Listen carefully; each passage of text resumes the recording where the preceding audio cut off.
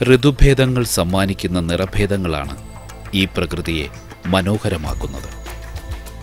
കാലമൊരുക്കുന്ന ഈ വർണ്ണക്കാഴ്ചകളിലൂടെയുള്ള സഞ്ചാരമാണ് ഓരോ ജന്മവും. കാലത്തിൻ്റെ വേഷപ്പകർച്ചകളെ കലാത്മകമായി ആവിഷ്കരിച്ച് ഭാരതത്തിൻ്റെ തന്നെ വരപ്രസാദമായി മാറിയ രാജാ രവിവർമ്മയുടെ കലാജീവിതത്തിലേക്കുള്ള പ്രയാണമാണിത്.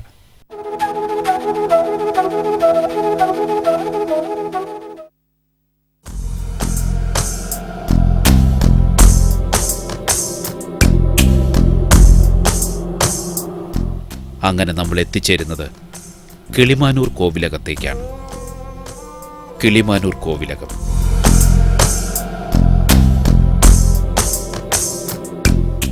ചരിത്രപ്രസിദ്ധമായ കൊട്ടാരത്തിലാണ് രവിവർമ്മ എന്ന രാജാ രവിവർമ്മയുടെ ജനനം.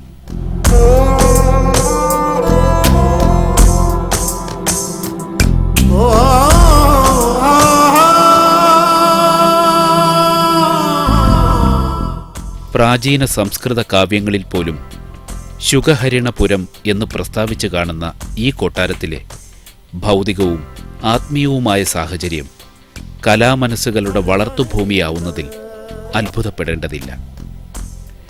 എന്തെന്നാൽ പ്രകൃത്യാ തന്നെ കലാപരമായിരിക്കുന്നു ഈ കോവിലകവും പരിസര പ്രദേശങ്ങളും.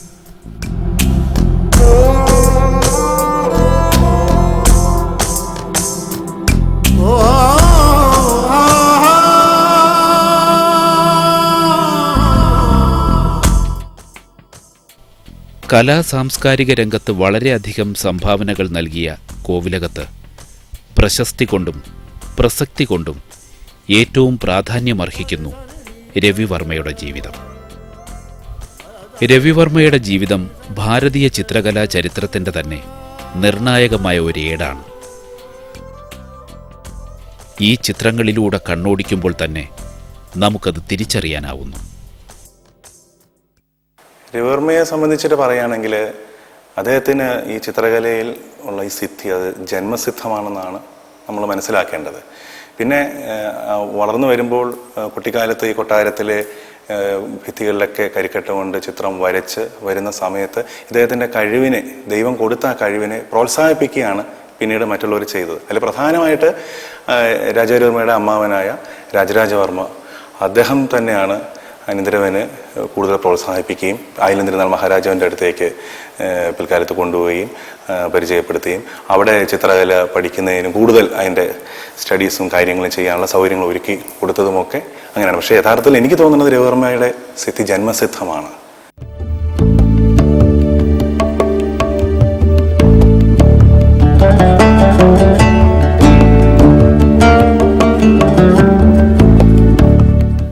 വരകളോടും വർണ്ണങ്ങളോടുമുള്ള അഭിനിവേശം രവിവർമ്മയ്ക്ക് ജന്മസിദ്ധമായിരുന്നു. കൊട്ടാരത്തിൻ്റെ ചുവരുകളിലായിരുന്നു രവിവർമ്മയുടെ ബാല്യകാല രചനകൾ. ബാലനായ രവിവർമ്മയുടെ ഉള്ളിലെ ചിത്രകാരനെ ആദ്യമായി തിരിച്ചറിഞ്ഞതും പ്രോത്സാഹനമേകിയതും അമ്മാവൻ രാജരാജവർമ്മയായിരുന്നു.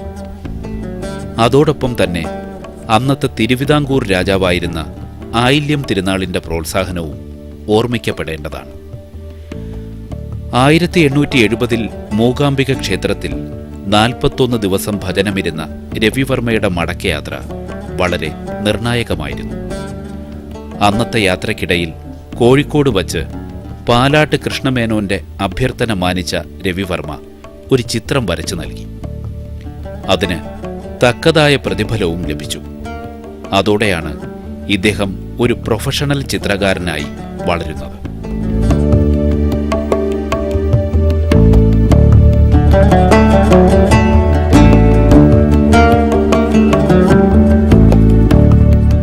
നേരത്തെ പറഞ്ഞ പോലെ ആയില്യംതിരുനാൾ മഹാരാജാവിൻ്റെ അവിടെ ആ രാജസദസ്സിൽ ചിത്രകലയെക്കുറിച്ച് കൂടുതൽ പഠിച്ചു.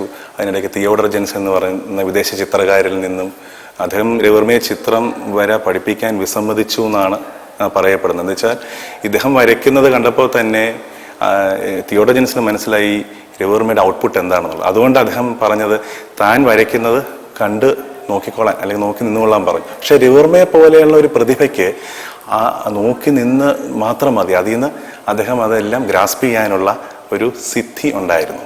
മാത്രമല്ല രവിവർമ്മയുടെ ഇതിനൊക്കെ ശേഷം രവിവർമ്മയുടെ ഒരു ഉയർച്ച പ്രകടമായിട്ട് വരുന്നത് 1870 അദ്ദേഹം മൂകാംബിക സന്ദർശനം നടത്തുകയും അവിടെ 41 ദിവസം ഭജനം ഇരിക്കുകയും അതിനുശേഷമുള്ള തിരിച്ചുവരവ് കോഴിക്കോട്ട് അദ്ദേഹം എത്തുകയും കോഴിക്കോട്ട് വെച്ച് അന്നത്തെ സബ് ജഡ്ജി ആയിരുന്ന പാലാട്ട് കൃഷ്ണൻ മേനോൻ ആൻഡ് ഫാമിലി ആ ഫാമിലിയുടെ പോർട്രേറ്റ് വരച്ചുകൊണ്ടാണ് ആ ചിത്രം വരച്ചുകൊണ്ടാണ് അദ്ദേഹം പ്രൊഫഷണൽ ചിത്രകാരൻ എന്ന് വെച്ചാൽ പ്രതിഫലം വാങ്ങിച്ചുകൊണ്ട് വെച്ചാൽ രവിവർമ്മ ആദ്യമായിട്ട് കമ്മീഷൻ ചെയ്യുകയാണ്. അപ്പം അന്ന് പ്രതിഫലം വാങ്ങിച്ചുകൊണ്ട് രവിവർമ്മ പ്രൊഫഷണൽ ചിത്ര കലാരംഗത്തേക്ക് ഇറങ്ങുകയാണ് 1870 മൂകാംബിക സന്ദർശനം കഴിഞ്ഞിട്ട്. പിന്നീട് അദ്ദേഹം തിരിഞ്ഞു നോക്കേണ്ടി വന്നിട്ടില്ല. പിന്നെ അദ്ദേഹം മുൻപോട്ട് തന്നെയാണ്.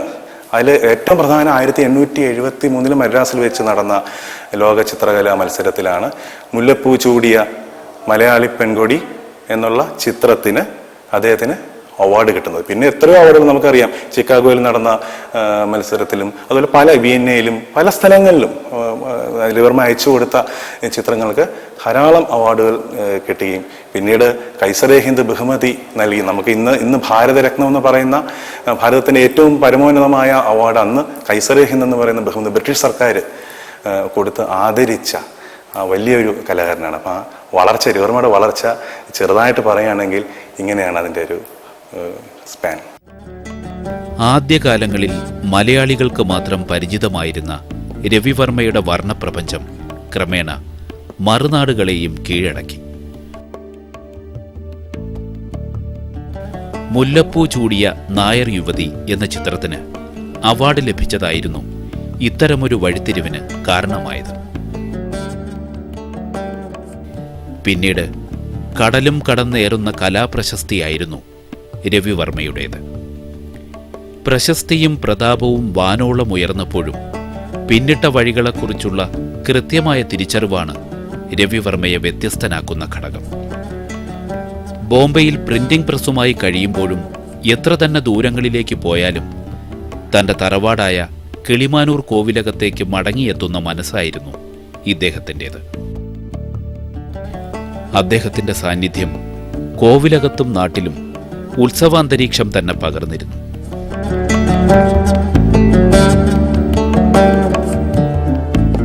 രവിവർമ്മയെക്കുറിച്ച് പറയുമ്പോൾ വേറൊരു വലിയൊരു കാര്യം, അദ്ദേഹം നമുക്കറിയാം ഭാരതത്തിൻ്റെ പല സ്ഥലങ്ങളിലും, ഇപ്പോൾ മൈസൂർ, ബറോഡ, ബോംബെ, പൂന, അങ്ങനെ ഒരുപാട് സ്ഥലങ്ങളിൽ അദ്ദേഹം പലരുടെയും ക്ഷണം സ്വീകരിച്ചിരുന്ന എത്രയോ മനോഹരമായ ചിത്രങ്ങൾ നമുക്ക് സമ്മാനിച്ചിരിക്കുന്നു.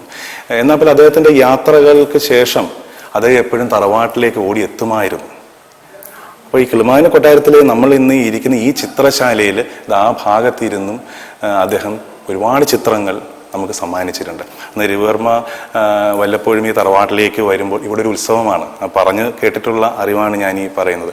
അന്ന് അദ്ദേഹം ചിത്രം വരയ്ക്കുന്നത് കാണാനും ഒക്കെ ഇവിടുത്തെ അന്നത്തെ ഫാമിലി അംഗങ്ങളും അതുപോലെ പുറത്തുള്ള ഒരുപാട് ആൾക്കാരും ഒക്കെ ഇതൊരു ഉത്സവമായിട്ട് കാണാറുണ്ട് അദ്ദേഹം വരയ്ക്കുന്നത് ഒക്കെ കാഴ്ച. അപ്പോൾ എപ്പോഴും രവിവർമ്മ എന്നും ബോംബെയിൽ, അന്നത്തെ ബോംബെ എന്ന് പറയുന്നത് അന്നും ഇന്നും എപ്പോഴും എല്ലാം മോഹിപ്പിക്കുന്ന നഗരമാണ്. ബോംബെ എന്ന് പറയുന്ന നഗരത്തിൽ രവിവർമ്മ സ്വന്തം പ്രിന്റിംഗ് പ്രസ്സും ഒക്കെ ആയിട്ട് അവിടെ ജീവിതം തുടരുമ്പോൾ പോലും അദ്ദേഹം നമ്മുടെ സാംസ്കാരിക അല്ലെങ്കിൽ നമ്മുടെ പാരമ്പര്യത്തിന് ഒരിക്കലും നിഷേധിച്ചിരുന്നില്ല രവിവർമ്മ. എപ്പോഴും നമ്മുടെ ആചാരങ്ങളും അനുഷ്ഠാനങ്ങളും ബോംബെ താമസിക്കാനുള്ള ഒരു പച്ചയായ നമ്മുടെ സംസ്കാരത്തിന് ചേർന്ന രീതിയിലുള്ള ഒരു ജീവിത ശൈലിയാണ് അദ്ദേഹം പിന്തുടരുന്നിരുന്നത്. അതുകൊണ്ടാണ് തറവാട്ടിൽ വരുമ്പോൾ ഈ തറവാടിന് വേണ്ടിയിട്ട് അദ്ദേഹം ഒരുപാട് കാര്യങ്ങൾ ഇന്ന് ഈ കിളിമാനൂർ കൊട്ടാരം അറിയുന്നത് രാജാരവിവർമ്മ എന്ന് പറയുന്ന ആ മഹാനായ ചിത്രകാരനിലൂടെയാണ് ഇന്നും അറിയുന്നത്. അപ്പം അദ്ദേഹം ഈ തറവാടിന് വേണ്ടിയിട്ട് പിൻതലമുറകൾക്ക് വേണ്ടിയിട്ട് എത്രയോ കാര്യങ്ങൾ ചെയ്തിരിക്കുന്നു. നമ്മൾ അതാണ് മനസ്സിലാക്കേണ്ടത്. അതിന് ഏറ്റവും വലിയ ഉദാഹരണം ഇവിടുത്തെ ഓരോ കെട്ടിടങ്ങളും പലതും അദ്ദേഹം ചെയ്തിട്ടുണ്ട്. അതിലൊന്ന് നമ്മൾ പുറത്ത് നിൽക്കുമ്പോൾ അവിടെയുള്ള ആ കെട്ടിടം അത് പുത്തൻ മാളിക എന്നാണ് അത് പറയപ്പെടുന്നത്. എന്ന് വെച്ചാൽ പിന്നീട് വന്ന കെട്ടിടമാണത്. അത് രവിവർമ്മ തന്നെ ഡിസൈൻ ചെയ്ത് പണിയിപ്പിച്ച കെട്ടിടമാണ്. പക്ഷെ എന്നാൽ പോലും അതിൻ്റെ പുറകിൽ രാജാരവിവർമ്മയ്ക്ക് അതിനൊരു ഉദ്ദേശം ഉണ്ടായിരുന്നു. അദ്ദേഹത്തിൻ്റെ 60ാം പിറന്നാൾ ആഘോഷിക്കുക, അതിന് അദ്ദേഹത്തെ കാണാൻ വേണ്ടി വരുന്ന വലിയ വലിയ ആൾക്കാരെയൊക്കെ അക്കോമഡേറ്റ് ചെയ്യാൻ പറ്റുക, അതിനുശേഷം അത് നല്ലൊരു ആർട്ട് ഗാലറി ആയിട്ട് അദ്ദേഹം ഇവിടെ ഇരുന്ന് വരച്ചിട്ടുള്ള ചിത്രങ്ങളെല്ലാം എക്സിബിറ്റ് ചെയ്യാൻ പറ്റുന്ന ഒരു ആർട്ട് ഗാലറി ആക്കുക എന്നുള്ളത് അദ്ദേഹത്തിൻ്റെ ഏറ്റവും വലിയ വിഷൻ. പക്ഷെ അൺഫോർച്ചുനേറ്റ്ലി അതിൻ്റെ പണി പൂർത്തിയാകുന്നതിന് മുമ്പ് രവിവർമ്മ നമ്മളെ വിട്ട് പിരിയുകയാണ് ചെയ്യണം. പിന്നീടാണ് പണി പൂർത്തിയാകുന്നത്. എന്നാലും നമുക്കറിയാം ആ കെട്ടിടം കാണുമ്പോൾ അതിലൊരു രവിവർമ്മ ടച്ചുണ്ട്.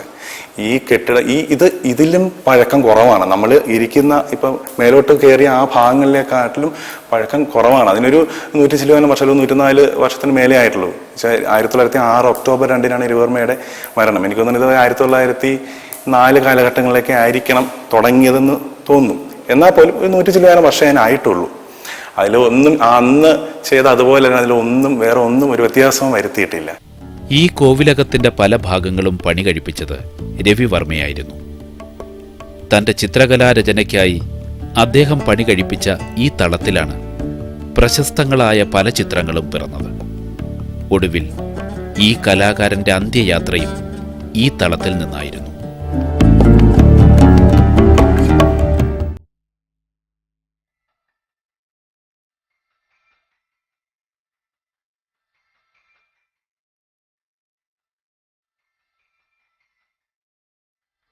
സ്തുതിഗീതങ്ങളിലൂടെ മാത്രം ഭാരതീയ മനസ്സിൽ ജീവിച്ചിരുന്ന ഹൈന്ദവ ദൈവങ്ങൾക്ക് മൂർത്തരൂപം നൽകിയെന്നത് രവിവർമ്മയുടെ വിജയമാണ്. താൻ പഠിച്ചതും അറിഞ്ഞതുമായ ഈശ്വരവർണ്ണനകളിൽ നിന്നും തന്റെ കലാതപസ്യയിലൂടെ അവരെ പ്രത്യക്ഷീകരിക്കാൻ കഴിഞ്ഞതിലൂടെ ഇന്ന് മലയാളികളുടെ പൂജാമുറികളിൽ പൂജിക്കപ്പെടുന്നത് രവിവർമ്മയുടെ കലാചൈതന്യത്തെയാണ്.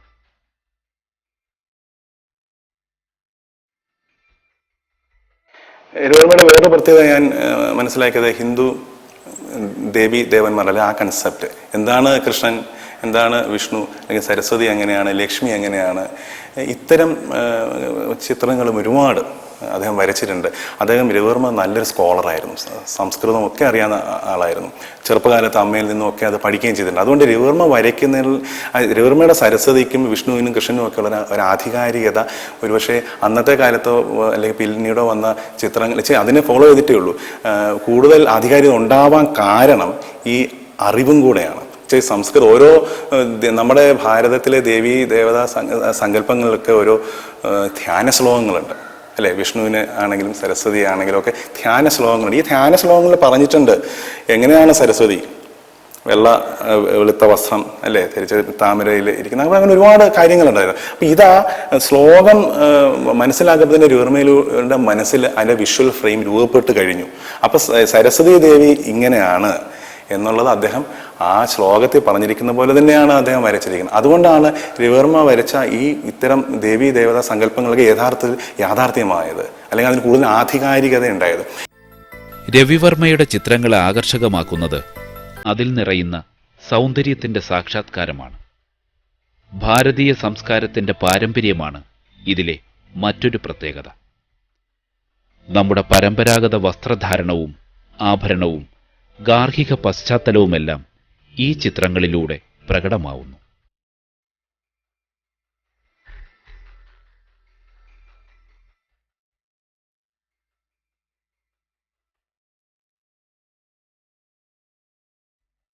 രവിവർമ്മയുടെ ചിത്രകലയെ കുറിച്ച് അല്ലെങ്കിൽ അദ്ദേഹത്തിന്റെ ശൈലി, അദ്ദേഹം വിദേശ അല്ലെങ്കിൽ പാശ്ചാത്യ ചിത്രകല ആണ് അദ്ദേഹം ഉപയോഗിച്ചിരുന്നെങ്കിൽ പോലും അദ്ദേഹം ചെയ്തത് നമ്മുടെ ഭാരതത്തിൻ്റെ സാംസ്കാരിക പൈതൃകം അദ്ദേഹത്തിൻ്റെ ചിത്രങ്ങളിലൂടെ ലോകത്തിന് കാട്ടിക്കൊടുക്കുകയാണ് ചെയ്തത്. പ്രധാനമായിട്ട് ഇപ്പോൾ നമ്മുടെ പുരാണങ്ങളിലെ പല സിറ്റുവേഷൻസ്, നമ്മുടെ ഭാരതത്തിൽ അന്ന് കാണുന്ന പല ആചാരങ്ങളുടെയും അനുഷ്ഠാനങ്ങളുടെയും അതുപോലെ പല സ്ഥലങ്ങളിലെയും മൈസൂർ ആണെങ്കിലും ബോംബെ ആണെങ്കിലും ബറോഡ ആണെങ്കിലും ഇവിടെയൊക്കെ അദ്ദേഹം സഞ്ചരിച്ചിരുന്ന വഴികളിൽ കണ്ടിരുന്ന ഒരുപാട് കാര്യങ്ങൾ അദ്ദേഹം തൻ്റെ ചിത്രങ്ങളിലൂടെ പറയാൻ ശ്രമിച്ചു. അതുതന്നെയാണ് രവിവർമ്മയുടെ ഏറ്റവും വലിയൊരു പ്രത്യേകത. നമുക്ക് എന്താണ് പഴയ ഭാരതം എന്താണ് എന്ന് അറിയണമെന്നുണ്ടെങ്കിൽ ഈ രവിവർമ്മ ചിത്രങ്ങളിലൂടെ കണ്ണോടിച്ചാൽ മതി. പണ്ടത്തെ കോസ്റ്റ്യൂംസ് എന്താണ്, ഓർണമെന്റ്സ് എന്താണ്, സറൗണ്ടിങ്സ് എന്താണ്, അല്ലെങ്കിൽ ഫർണിച്ചറുകൾ, ഇതുപോലെ പണ്ട് എന്തായിരുന്നു പണ്ടത്തെ ഒരു പുതിയ ചിത്രം എടുക്കണം, പഴയ കാലത്തെ ഒരു ചിത്രം, ചരിത്ര പശ്ചാത്തലമുള്ള ചിത്രം, ഒരു ഫിലിം ചെയ്യണമെന്നുണ്ടെങ്കിൽ പോലും നമുക്ക് രവിവർമ്മ ചിത്രങ്ങളെ ഡിപ്പെൻഡ് ചെയ്യേണ്ടി വരും ഒരു പരിധി വരെ, പ്രത്യേകിച്ച് ഈ പറഞ്ഞ കാര്യങ്ങളിൽ. അത് തന്നെയാണ് വെച്ചാൽ ഭാരതീയ സാംസ്കാരിക പൈതൃകം അദ്ദേഹം തൻ്റെ ചിത്രങ്ങളിലൂടെ ലോകത്തിന് സമ്മാനിച്ചു. അതുതന്നെയാണ് അദ്ദേഹത്തിൻ്റെ ഏറ്റവും വലിയ പ്രത്യേകതയായിട്ട് എനിക്ക് തോന്നുന്നത്.